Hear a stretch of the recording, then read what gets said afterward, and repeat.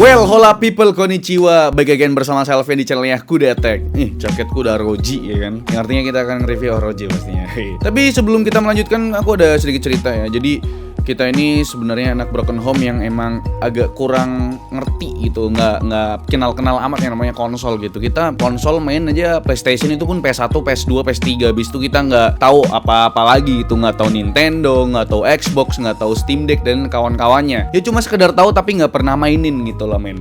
Dan karena lagi rame-ramenya nih ya kan handheld PC, ya kita juga mau ikutan lah meramaikan gitu kan. Apalagi sekarang ada ROG Ally yang baru meluncur gitu kan. Sebenarnya udah meluncur, udah lama ya, udah sebulan lebih, bahkan udah mau 2 bulan ya kan. Tapi ya namanya juga kudet, kurang update gitu loh. Jadi ya wajar aja kita baru mau ngebahas nih handheld PC atau desktop replacement katanya sih gitu. Karena teman-teman reviewer kita udah pada ngebahas si ROG Ally ini, tapi bukan sebagai handheld PC ya kan, tapi buat keperluan produktivitas kayak editing video, Premiere Pro dan kawan-kawannya. Makanya ya Kudetek tertarik lah buat nge-review gitu loh si ROG Ally ini. Dan wah, mungkin kalian lihat ini di belakangnya layarnya nggak muncul apa-apa, tenang. Memang kita sudah setting gitu loh. Bahwasanya memang ROG Ally ini bisa kita jadikan desktop replacement atau bisa pengganti PC lah ya.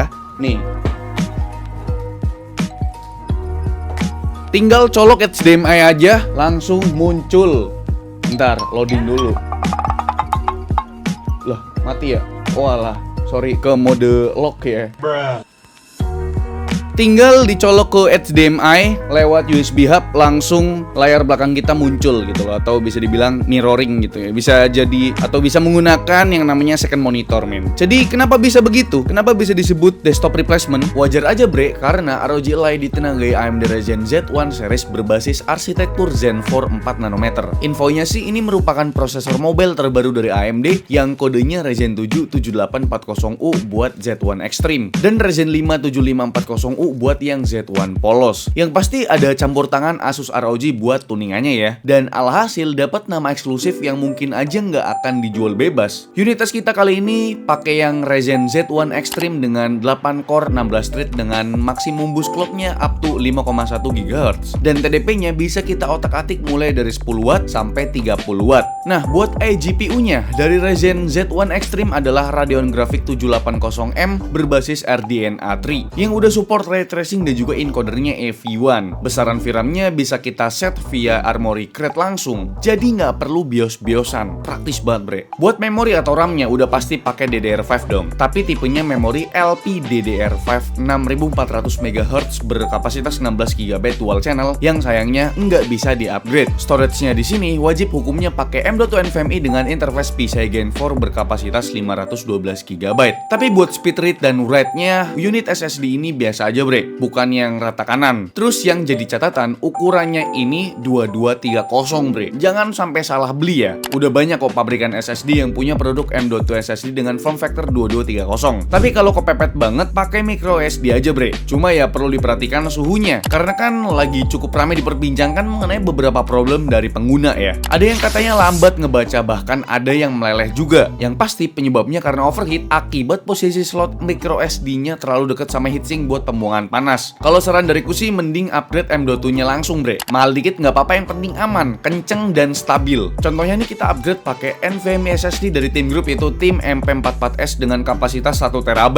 Ini tuh ukurannya 2230 juga, ukuran paling kecil dari sebuah M.2 SSD NVMe yang pasti muat dipasangin ke ROG Ally ataupun kalau kalian punya Steam Deck ini bisa dipasangin. Dan juga Team MP44S ini udah pakai interface PCIe Gen 4 X4 juga yang punya speed rate up to 5000 Mbps dan speed rate-nya up to 3500 Mbps.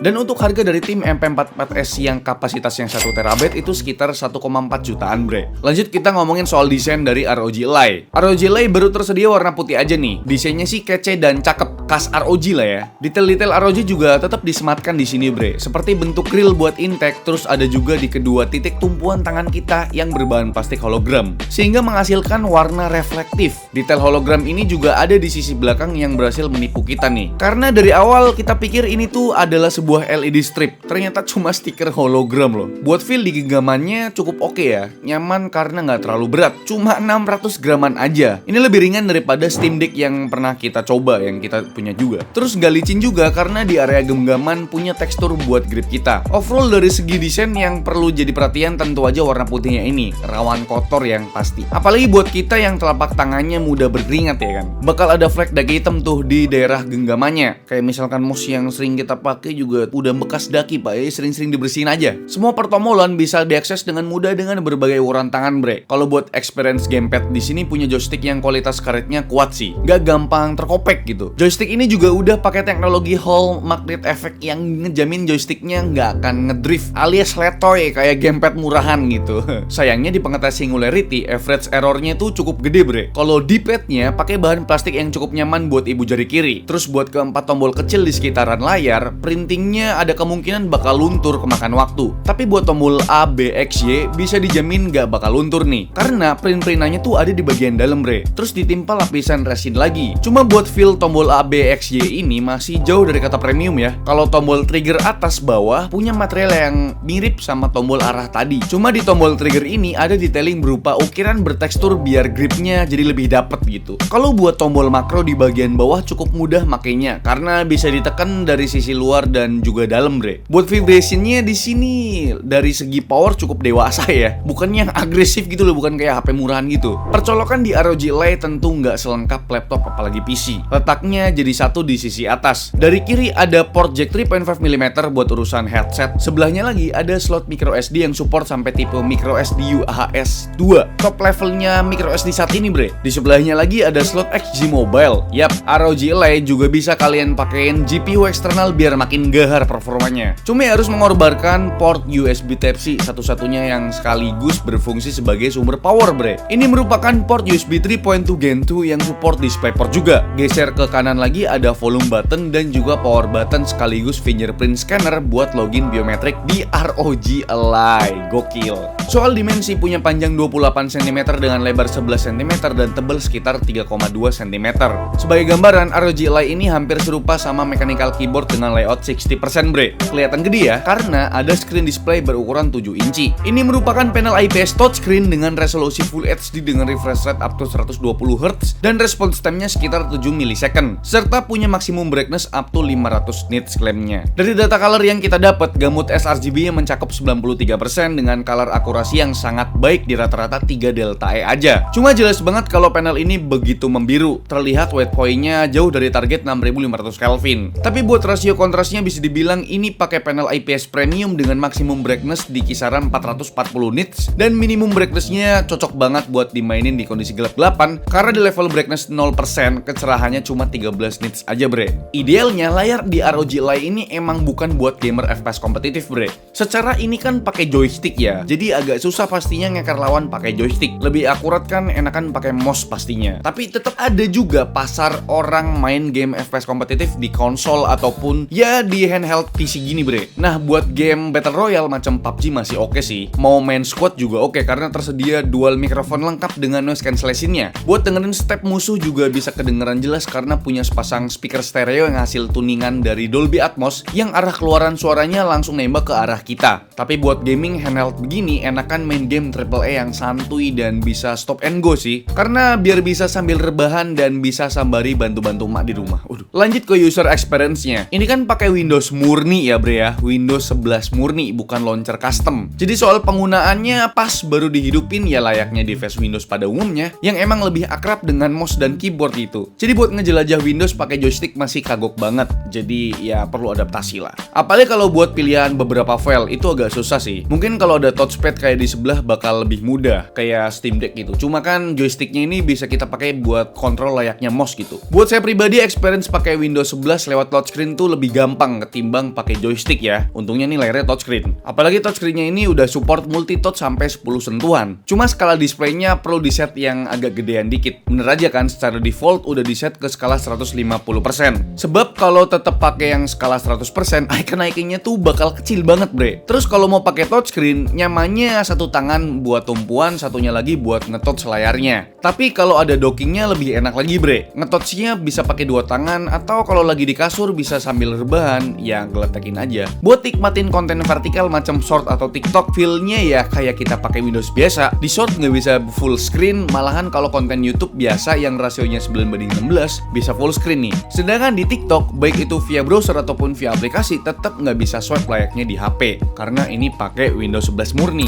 Buat experience kalau lagi mau ngegame, karena emang basisnya Windows, kita perlu setup terlebih dahulu. Tapi nggak seribet di PC ataupun di laptop, karena secara default pas kita baru hidupin, langsung booting ke Armoury Crate. Jadi ya langsung kita bisa pilih game yang mau kita mainin. Mungkin kalau ROG Ally pakai launcher custom bakal keren sih. Tapi Armoury Crate di sini juga yang SE bre. Beda dari Armoury Crate yang biasa kita jumpain di lini laptop Asus ROG ataupun Asus TUF. Di sini tersedia beberapa menu ya. Menu utama tentu game library dari berbagai game di store. Terus di menu setting ada beberapa sub menu yang intinya buat otak-atik ROG Ally ini. Mulai dari settingan performanya, tampilan layarnya, controller, koneksi, sampai urusan per-RGB-an aura sync. Sedangkan di menu konten, sub menunya lebih ke galeri hasil kita main game yang di screenshot atau di record. Terus ada help center, user center, sampai update center. Menu yang remeh-remeh yang mungkin jarang kalian akses juga nih. Selain lewat Armoury Crate, buat setting-setting juga bisa lewat command center yang tombolnya sejajar sama tombol Armoury Crate. Di situ macam-macam lah isinya. Mulai dari set brightness level, set volume level, set operation mode, set monitoring, sampai set fitur RASR alias Radeon Super Sampling. Perihal temperatur atau suhu, ROG emang jagonya nih bikin sistem cooling buat monster-monsternya. Sebut saja lini Flow Z series mereka yang merupakan tablet gaming terkuat. ROG Ally juga disematkan teknologi ROG Zero Gravity Thermal System dengan dual fan dan single heat pipe dengan kemampuan anti gravity. Karena kan user gaming handheld makanya nggak sembarangan bre. Kadang sambil rebahan, sambil duduk, atau sambil bongkar Vespa yang bikin unit ROG Ally ini bolak-balik. Berdasarkan hasil pengetesan kita, suhu idle-nya sih adem ayem di bawah 40 derajat Celcius, bahkan di turbo mode sekalipun. Tapi pas kita tes suhu maksimumnya pakai Cinebench R20, di turbo mode ternyata cukup hangat buat kelasan handheld gaming yang mau nggak mau harus kita pegang pakai tangan. Tapi kalau mau main game di performance mode, suhunya masih aman aja sih, nggak sampai 70 derajat Celcius bre. Terus bre, soal baterai, ini sih yang masih jadi PR buat tim R&D-nya ROG Ally. Baterainya 40 watt hours yang masih terasa kekecilan. Kita coba tes buat main game Forza Horizon 5 dan Brawlhalla di mode performance 15 watt. Hasilnya setiap main 10 menit baterainya berkurang 10%. Berarti buat main game kira-kira cuma bertahan 1,5 jam aja kalau di mode performance. Mirip sama waktu penerbangan Jakarta ke Batam lah ya. Tapi itu belum dihitung perjalanan dari dan ke bandaranya bre. Jadi kalau mau dibawa traveling harus bawa charger 65 wattnya yang punya bobot sekitar 220 gram. Tenang aja bre, hampir di semua mode transportasi udah tersedia colokannya kok. BTW kemampuan chargingnya dari 4% sampai 99% butuh waktu sekitar 1 jam 30 menit. Ya lumayan cepet lah ya. Buat gambaran performa dari Ryzen Z1 Extreme ini, kita ada tes pakai Cinebench R20 di 3 mode: silent mode, performance mode, dan turbo mode. Kalau buat performa single core-nya, yang berasa banget peningkatannya tentu pas kita tes di turbo mode ya. Selisihnya sekitar 16% dari performance mode. Begitupun buat kemampuan multicore-nya. Peningkatan performa antara turbo mode dan performance mode sekitar 18%-an. Sedangkan buat gambaran performa iGPU-nya, seperti biasa kita tes pakai 3D Mark. Di pengetesan First Track Ultra dan Times by Extreme yang ngetes kemampuan dari X11 dan dari X12, peningkatan performa dari silent mode ke performance mode berasa banget bre, hampir nyentuh 50%. Sedangkan peningkatan dari performance mode ke turbo mode sekitar 25% aja. Tapi di pengetesan Port Royal yang ngetes kemampuan ray tracing, kemampuan antara modenya nggak terlalu signifikan. Dari sini sih saya bisa simpulin kalau kalian pakai performance mode di ROG Ally ini udah oke banget. Performanya dapet, tapi konsumsi dayanya nggak segede turbo mode. Tapi kalau buat urusan produktivitas mendingan langsung di set turbo mode aja bre. Bahkan kemampuan ROG Ally ini lebih kenceng ketimbang PC rakitan episode ke-80 yang pakai Core i5 12400F plus RX 6600 bre. Gokil. Oke, jadi kira-kira itu dia pembahasan kita mengenai ROG Ally. Ini kita bingung banget ngebahasnya gimana ya. Jadi kita ngebahas ROG Ally dari beberapa POV gitu ya. Jadi beberapa POV tuh kayak misalkan kita jadiin desktop replacement, terus kita jadiin handheld gaming buat main main game ya game-game yang bisa dimainin pas lagi rebahan atau lagi nyantui gitu kan. Dan bener banget, kita ada tes ROG Ally ini sebagai handheld PC atau bisa dibilang ya desktop replacement gitu loh, pengganti PC kayak laptop atau PC lah layaknya ya. Kita coba tes buat produktivitas editing video pakai software Premiere Pro 2023 dan juga Blender. Gokil nggak tuh? Jadi kita coba tes render image di Blender ya, pakai preset BMW, itu pakai CPU render ya kan. Dan itu membutuhkan waktu kurang lebih 3 menit 10 detik. Jadi ya ROG Ally ini bisa kalian pakai buat 3D modeling ya, cuma ya nggak begitu kenceng lah ya. Dia butuh waktu lumayan juga ya, 3 menit 10 detik, karena pas kita tes render pakai GPU dia nggak bisa, error mulu. Dan selanjutnya kita tes buat render menggunakan Premiere Pro 2023. Kita tes di 2 resolusi ya kan. Tapi sebelum kita render, kita preview dulu nih, gimana, lancar nggak kira-kira. Jadi kita tes dalam keadaan menggunakan turbo mode, karena ya biasanya kalau kita mau produktivitas ya kita pakai turbo mode aja biar kenceng gitu kan. Nah di Premiere Pro 2023 kita tes preview Full HD videonya, itu lancar, nggak ada kendala. Kita previewnya juga full, jadi aman, enjoy lah kalau kalian mau ngedit di resolusi Full HD pakai Premiere Pro 2023. Tapi pas kita tes coba preview video footage 4K dari Premiere Pro 2023, berulah berasa agak sedikit-sedikit nge-lag lah ya. Jadi kalian previewnya diturunin ke setengah, jangan yang full. Barulah lancar tuh kalau misalkan kalian mau preview footage 4K tapi yang previewnya itu yang setengah. Nah, kita tes buat ngerender video 1 menit durasinya di resolusi Full HD. Itu cuma butuh waktu 15 detik. Itu kenceng loh, Pak. Kenceng. Itu kalau di PC ya butuh PC 8 sampai 10 jutaan lah baru bisa ngerender Full HD semenit, itu sekitar 15 detik doang waktu rendernya. Sedangkan pas kita tes buat ngerender 4K video durasi 1 menit, itu butuh waktu kurang lebih 58 detik. Itu bukan waktu yang lama, itu waktu yang cepet men. Karena biasanya kita tes render di PC-PC 7 jutaan sampai 8 juta, itu butuh waktu semenit 23 detikan gitulah.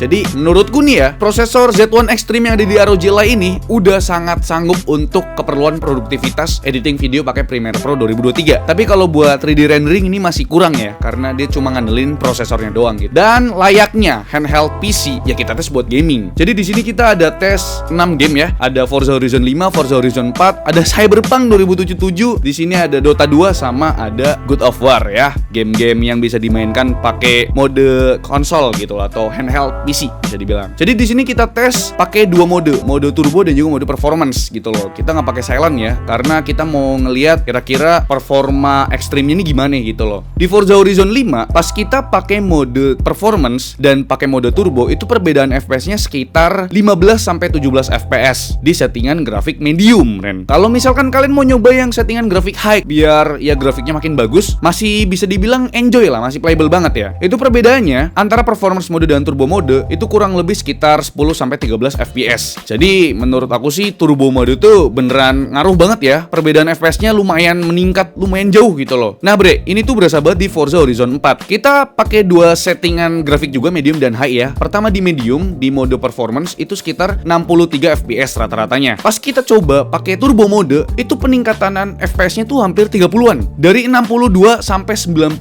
FPS kalau misalkan kalian pakai turbo mode di settingan grafik medium. Nah, kalau misalkan kalian pakai settingan grafik high di performance mode, itu rata-rata FPS-nya sekitar 57 FPS. Cuma nurun 5 FPS dari settingan medium. Nah, pas kita switch ke turbo mode, dari 57 FPS naik menjadi 83 FPS. Jadi peningkatannya sekitar 25 FPS-an lah. Jadi bener-bener ya, turbo mode itu beneran bagus banget untuk kalian ngejar FPS gitu loh. Tapi ya penggunaan baterainya jadi makin boros. Dan selanjutnya nih, game yang berat banget, game AAA di PC aja suka kewalahan. Gimana di ROG Ally? Jadi kita ada tes juga ya beberapa settingan, ada FSR off dan juga FSR quality di turbo mode dan juga performance mode, Bre. Pertama di performance mode tanpa menggunakan FSR itu cuma 20 FPS, jadi nggak playable banget ya di settingan medium pastinya. Dan pas kita coba ubah dari performance ke turbo mode, itu peningkatan FPS-nya 10 ya, 10 sampai 11 FPS. Jadi dari 20 FPS menjadi 31 FPS tanpa menggunakan FSR. Nah, pas kita coba pakai FSR di performance mode grafiknya medium, itu 30 45 fps.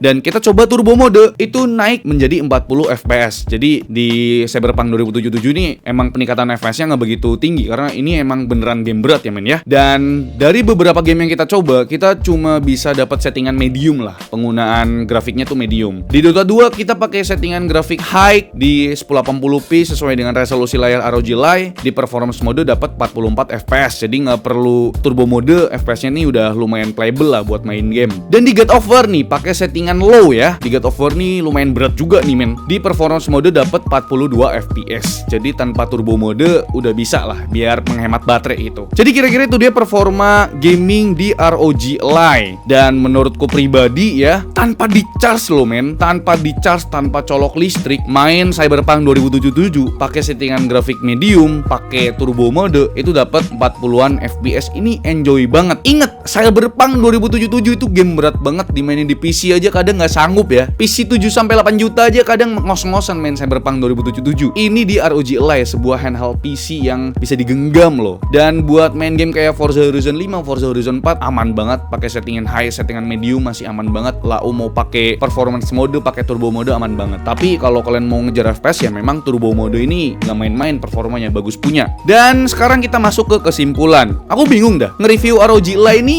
dari POV apa gitu loh. Mau jadiin pengganti PC? Bisa. Tinggal beli USB hub, colok HDMI, jadi PC. Buat nugas, buat ngonten, buat editing video, buat keperluan produktivitas, ROG Ally bisa banget ngegantiin PC mamen. Kalau dibilang ini laptop bisa juga. Tinggal colokin keyboard mouse Bluetooth udah bisa jadiin laptop gitu ya. Buat nugas-nugas di luar dan lain sebagainya gitu kan. Terus kalau dibilang handheld PC, lah emang ini handheld PC ya kan. Jadi kalian main di stasiun, di bandara, main sambil rebahan, main di cafe, tanpa colok-colok apapun, tinggal main kayak gini, bisa banget. Jadi ya POV dari kita sih sebagai reviewer PC, ya ini sebagai pengganti PC atau desktop replacement. Ini udah bisa banget men. Dan menurut aku pribadi sih Windows 11 ini nggak ngeganggu performa dari ROG Ally. Mungkin kalau ada Windows Update itu sih ngeganggu banget sih ya. Jadi selain kita buat gaming, ROG Ally ini juga bisa kita pakai buat keperluan produktivitas lah. Dan buat harganya berapa ya? Harganya tuh sekitar 11 jutaan, lebih 200-300 ribu lah. Yang untuk varian Z1 Extreme-nya. Tapi aku ngerekomendasiin sih ambil yang Z1 Extreme ya daripada Z1 biasa. Karena performanya beda jauh men. Dan masih bisa di-upgrade juga ya. Cuma storage-nya doang sih bisa di-upgrade gitu. Menurut kalian gimana? Apakah ROG Ally ini udah cocok untuk pengganti PC kalian atau laptop kalian untuk dibawa kemana-mana? Atau mungkin ya tetap mending rakit PC? Coba tulis di kolom komentar. Dan like video ini kalau kalian suka, dislike kalau saya jelek, dan jangan lupa untuk tekan tombol subscribe yang warna merah kalau misalkan kalian belum subscribe channel ini. Saya Alfian selaku host di channel mengucapkan terima kasih. Sampai jumpa di video selanjutnya. Bye-bye.